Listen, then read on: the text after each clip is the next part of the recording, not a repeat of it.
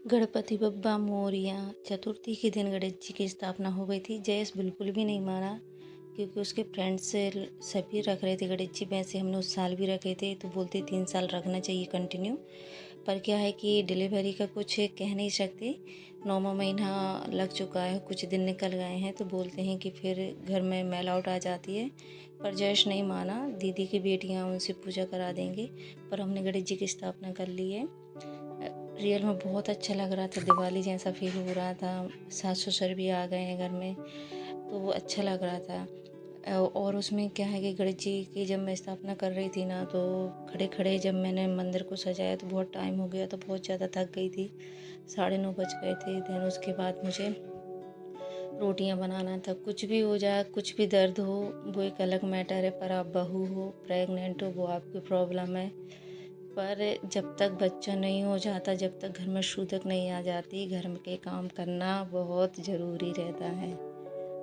ऐसा सास ससुर का मानना होता है। और मैं रियल में बहुत ज़्यादा थक गई थी, ऐसी इच्छा हो रही थी बिल्कुल भी रोटी ना बनाऊं, बस सो जाऊं, लेट जाऊं। और जयेश को भी पढ़ाना था क्योंकि उसका 1 तारीख से पेपर है। तो सच में बहुओं की कभी कोई रिस्पॉन्सिबिलिटी कभी ख़त्म नहीं होती, कोई समझ नहीं पाता। और सही है, माँ थोड़ा बहुत समझ ले, पर सभी लोग ये आशा करते हैं चलो ये काम हो गया, अब सामने वाला ये काम करेगा।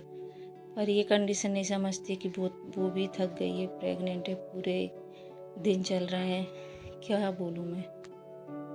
ये मेरी कहानी नहीं, सभी की कहानी है। हम इंडियंस लेडीज़ से वुमेंस की, सभी की यही कहानी है। ऐसा नहीं है कि मम्मी काम नहीं कराती, कराती हैं, पर कभी कभी सच में ऐसा रहता है कि थक गए हैं, रोटी ना बनाए, पर मम्मी सब बाहर के काम करा देती हैं। पर किचन में तो तुम्हें कोई घुसना है, रोटी तो तुम्हें कोई बनाना है। तो यही मेरे साथ होता है। पर थकान भी इतनी होती है, बता नहीं सकती। एड़ियाँ इतनी दर्द करती हैं, पूरे पैर।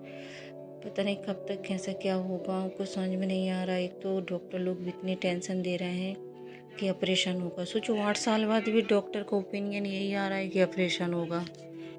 सब ठीक है, बच्चा का सिर नीचे हो गया है, सब चीज़ें, मगर फिर भी डॉक्टर बोल रहे हैं कि रिस्क नहीं ले सकते, ऑपरेशन होगा। ऐसा लग रहा है कि हॉस्पिटल चेंज कर लूँ, कुछ समझ में नहीं आ रहा। मैं रोटी बना रही थी, सभी लोग बैठ के खाना खा रहे थे, अच्छा था। पर इसके बाद फिर मैंने खाना नहीं खाया क्योंकि मैं सच में बहुत थक गई थी और मुझे चिक्की को भी पढ़ाना था। आज आप समझ सकते हो कि कोई काम करने के बाद रिस्पॉन्स ना दे तो फिर ऐसा लगता है कि चलो सो जाओ, बच्चे को ही पढ़ा लो। फिर भी यार भूख लगी थी तो फिर मैंने 11 बजे उठ के खाना खाया। यही चलता रहता है, बस यही सोच रही हूँ जल्दी से डिलीवरी हो। 1.25 महीने 40 महीने का, अच्छा सॉरी 40 दिन का अच्छे से रेस्ट करूँ। सच में बहुत ज़्यादा थक गई इन 9 महीने काम घर के करते करते।